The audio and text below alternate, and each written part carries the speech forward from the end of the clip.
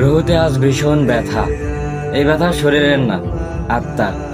যেখানে শব্দ পৌঁছায় না, যেখানে নীরবতায় চিৎকার হয়ে ওঠে। কিছু পাওয়ার আকাঙ্ক্ষা ছিল, কিন্তু পাওয়া হলো না। কিছু অপেক্ষা ছিল, যা আজও শেষ হয়নি।